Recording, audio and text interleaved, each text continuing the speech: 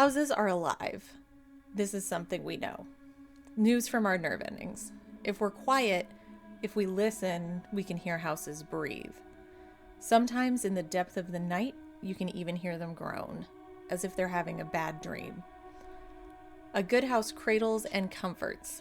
A bad house fills us with instinctive unease. Bad houses hate our warmth and our humanness. That blind hate of our humanity is what we mean when we use the word haunted.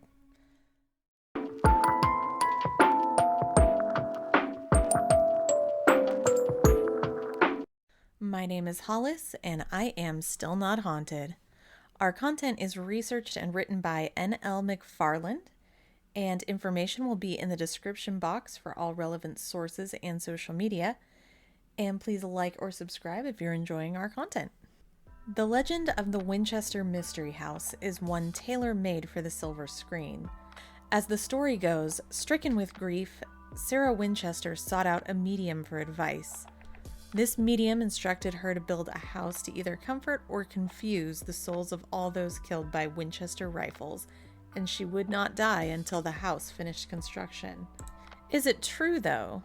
Seances in a hidden room, stairways to nowhere, trapdoors, the number 13 patterned in all things. Was Sarah Winchester so tormented that she had builders work on a sprawling, haunted mansion day and night in a bid for immortality or some penance for the dearly departed? When we started researching the Winchester Mystery House and the tales behind it, it really took a different turn than expected.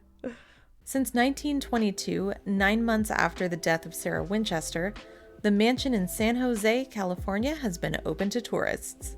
It is often claimed to be one of the most haunted places in the world and has caught the imagination of people worldwide. Ghost tours and investigations abound. Books and films have been made that are inspired by the story. The impeccable Helen Mirren portrayed Sarah Winchester in the 2018 film by the same name. Most every source gushes over the ghost stories and legends without much regard for the truth. But what is fact and what is fiction? The story of the house starts with the story of its owner, so let's go back.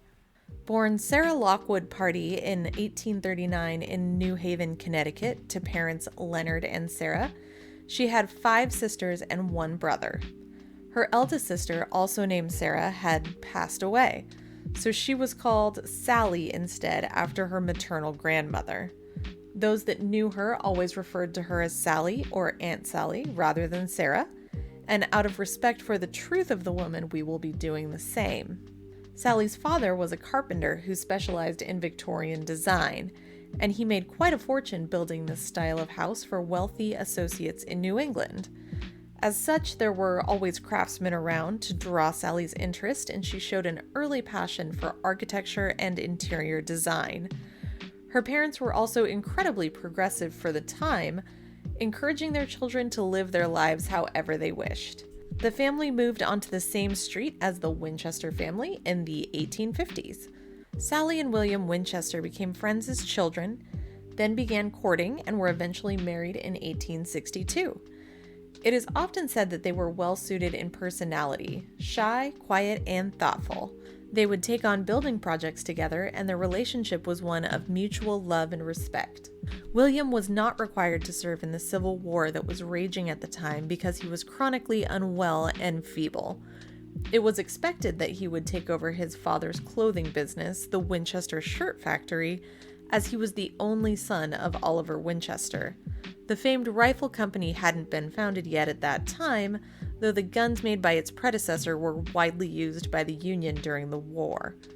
A year after their wedding, William's sister Anne died in childbirth, with her infant son passing days later, and this just following the death of her 2-year-old son.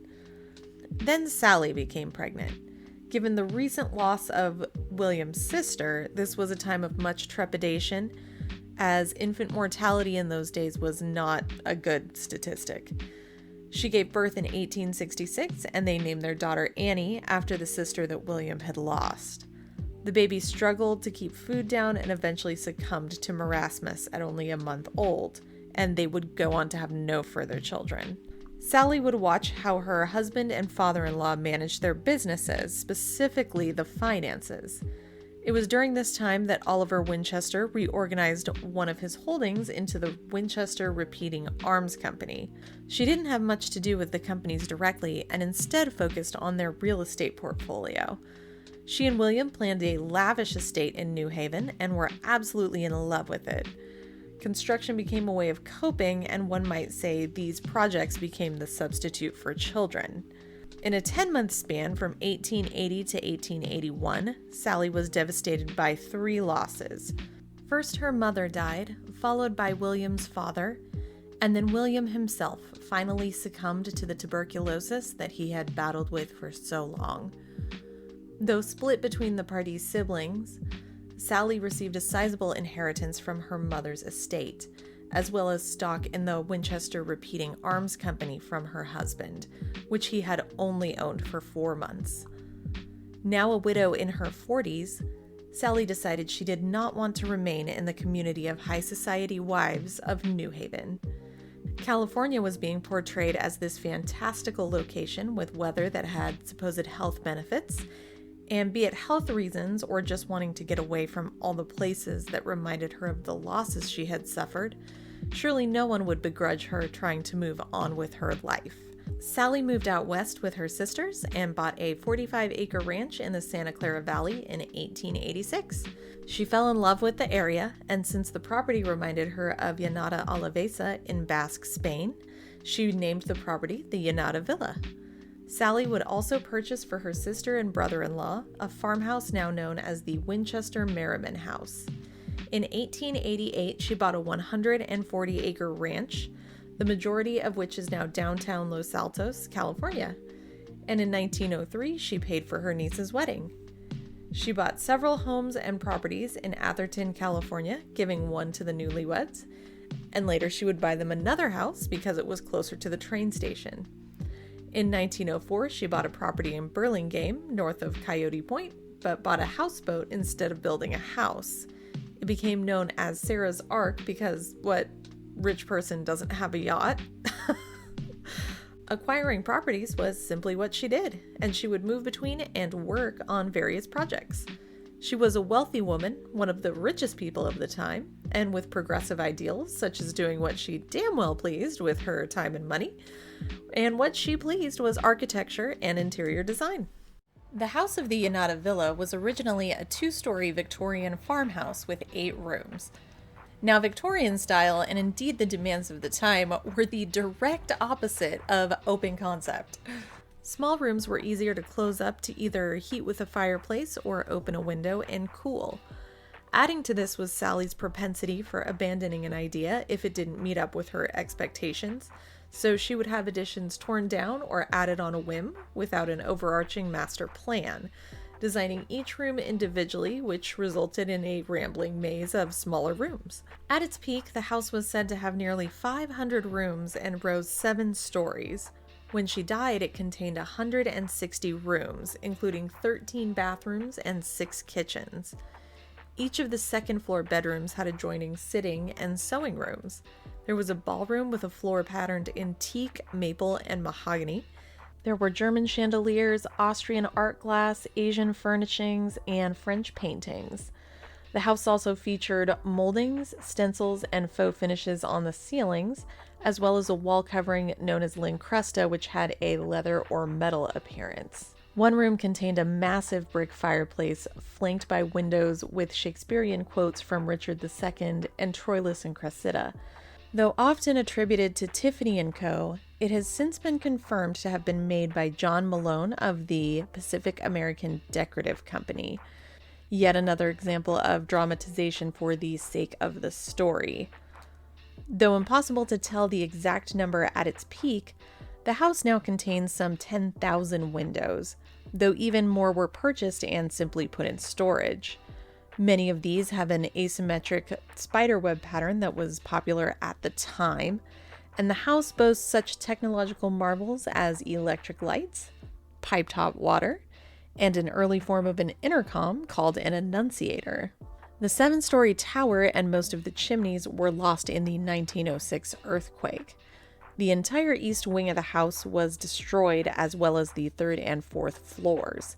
Many balconies, window boxes, and other exterior features were sadly also lost and never replaced. Little was done except to remove the damaged sections, which ended up leaving doors opening to nothing and stairs going up to nowhere. With her health failing, Aunt Sallie simply did not bother with extensive work on the villa following this destruction. So, why did she build it? Through interviews of those who knew her best, she did it to express herself and her artistic visions. Her home was not that much different than that of her wealthy contemporaries. It was just that she, a woman, was in charge. Also, it was important for her to keep workers employed.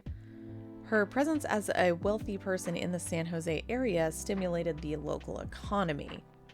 Neighbors, friends, and those who worked for Sallie described her as clear-headed and more savvy with finances and business than most men.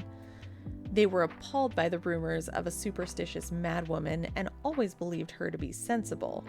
She was known to be private, perhaps to the point of being reclusive, but unlike what the app next door would have you believe, there is no crime in desiring privacy in one's own home. Newspapers began the rumor of her fearing bad luck should construction stop, and these snowballed into the legend of fearing death. The truth was, Sallie was by this time older and in poorer health. She tired easily and would dismiss workers so that she might rest or because it was too hot. Indeed, she would often give her employees time off, splitting her time between the 5 houses that she owned. She did not keep construction going day and night, and there are just as many articles decrying these slanted ones, praising her for all the positive impact she had in the area. She gave to charities and attended events and benefits, and in her will, she gave her fortune to charities and her employees. There is absolutely no evidence that Sallie held seances. And even if she did, this was not unusual for the time. It was actually seen more as cutting-edge science rather than superstition, as it was a departure from the church. However, those who were close to her insisted that she didn't host the events, and the room where they are reported to be held was in fact her gardener's office. Neither was the bell tower used to summon spirits, but was to summon workmen or as a fire alarm. What was controversial at the time was her use of quote-unquote foreign staff. Sallie would employ Dutch, Italian, Irish, Chinese, and Japanese workers. It was her acceptance of the Asian population in particular that led to suspicion and rumors of superstition. During a time when the area had double-digit unemployment, her villa employed hundreds who she paid very well and gave free housing. Indulging in her construction whims kept people employed and fed. The aspects of the house that are often reported to be the result of her deranged mind all have simple explanations. Exterior doors and windows became a part of the interior as additions were made in Sallie's haphazard building fashion. The ones which open to nothing or go nowhere were largely the result of the 1906 earthquake. The number 13 recurring and other oddities were additions made after her death. Trapdoors were actually a method of water conservation, whereas the runoff from an indoor greenhouse could be sent down to the outdoor garden. The shallow stairs were a result of Sallie's declining health and her small stature of 4 foot 10 inches. Yes, an elevator might be more sensible, but if you have the money, why not both? To sum up, the Winchester Mystery House should really be called something more like the Winchester Coping House, or the house that employs people the neighbors don't like. But that isn't terribly catchy. Ghost hunting is not required to admire the stunning additions made to this gem of history. No seance needed to appreciate the look back in time, and there is no need to sully the legacy of an independent woman by draping ghost stories upon it. We do love a good ghost story, and growing up in the San Francisco Bay Area, that was a really important local legend for me. So tell them in good fun, but let's not lose the truth behind the legend. don't forget the true story of Dear Aunt Sallie and her Llanada Villa.